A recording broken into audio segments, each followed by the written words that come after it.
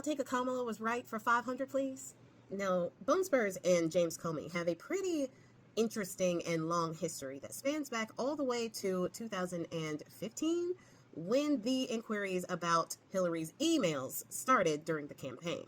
Now, James Comey ended up making an announcement in October of that year saying that although Hillary was extremely careless with said emails, they did not recommend her to be indicted for any criminal actions. Bone Spurs didn't like that because he had launched his whole campaign at that point with the whole lock her up movement. But then people on Hillary Clinton's side was angry because the things that James Comey had said during that press conference hurt her campaign right before the elections were supposed to happen. And arguably, had he not done that, Hillary Clinton might have actually won that election, and we wouldn't be on the path that we are on right now. But I digress. Once Bone Spurs was in office in his first term, Comey, who was very active in expressing his desire for the FBI to be an independent entity from the executive branch, said that they were actually going to inquire about Bone Spurs' campaign and any type of efforts that the Russian government may have had in trying to help him with that venture. And Bone Spurs didn't like that. He didn't want the FBI to look into anything that had anything to do with that 2015 campaign. So that was two things that Bone Spurs did not like about Comey. One, he did not indict Hillary Clinton the way that Bone Spurs wanted him to.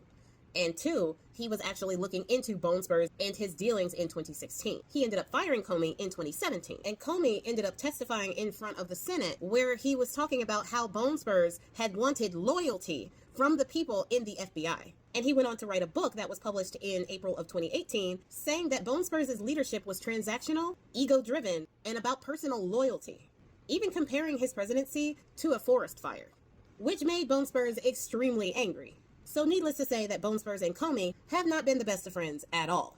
And recently, even though James Comey's daughter worked on the E-Man case, they fired her under the guise of her being a Comey, which we all know is crap. We know why they fired her. And now, Bone Spurs has found somebody who is willing to actually try to indict Comey. As Kamala warned during her campaign of 2024, Bone Spurs is indeed trying to go after his political opponents.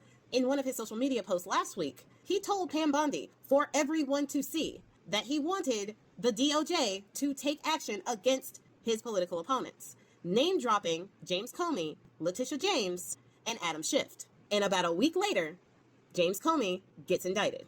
Now, how Bone Spurs did that was he fired the U.S. East District Attorney of Virginia, who refused to indict Comey because there wasn't sufficient evidence to indict, much less to actually win the case once they were at trial. So he fires that attorney and he installs Lindsay Halligan, who was an insurance attorney with very little criminal prosecution experience. The only criminal prosecution experience that she had was actually on his defense team with his personal lawyers who were defending him in Florida against the classified documents case that was being brought on by Jack Smith. She was on that team, but she didn't lead the team. And this wasn't a prosecution case, it was a defense case. So she basically has no experience actually prosecuting someone.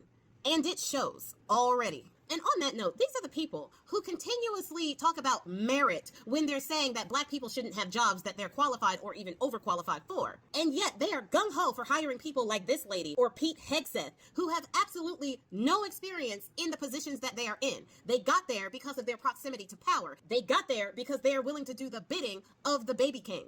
And they are the main people talking about merit when everybody else has to work for what they have. And these people get these high position jobs just because of who they know, just like the good old boy system all over again. So now Elizabeth Halligan is the acting U.S. attorney for the East District of Virginia, and she has sought and secured 2 out of the 3 counts that she was trying to charge James Comey with. And it has to be said that even Pam Bondi looked at this case and was like, And this is because there really is no evidence to actually get an indictment to stick in this case. And the prosecutors that were working the case gave Elizabeth Halligan a memo telling her as much when she got there. But she got 2 of the charges that she was seeking anyway. And one of them was the fact that he made false statements to Congress.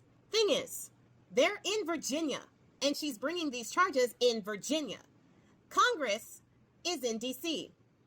Got a little bit of a district problem there, because that's not going to stick in Virginia if the crime was done in D.C. That's the first problem. So that one is probably not going to stick. And I don't even know how it got out of the grand jury, but whatever. The second count is obstruction of justice. Now, I don't know exactly what they are talking about when they say obstruction of justice.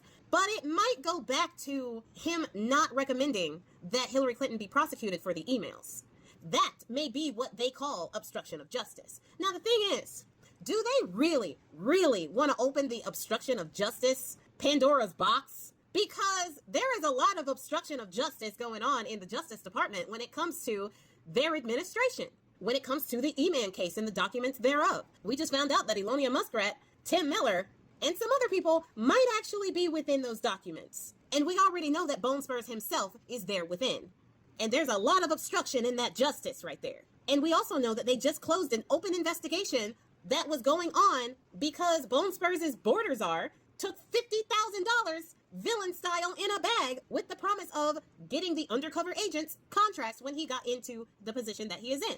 They closed that case, even though people who were working the case, multiple sources, up to about 6, said that the case was strong against him. Would that not be considered obstruction of justice? So I'm not sure they actually want to open the obstruction of justice line of dialogue here. But even with all of that, they have to actually prove that he obstructed justice. That is going to be a high bar when you're talking about beyond a reasonable doubt. Unless they want to start treating them like they treat the immigrants here and just do everything without due process and everything against the laws of our land. We'll watch this space to see how this turns out, but it looks already like this whole case is going to be an embarrassment, on top of all of the other embarrassments that America is right now.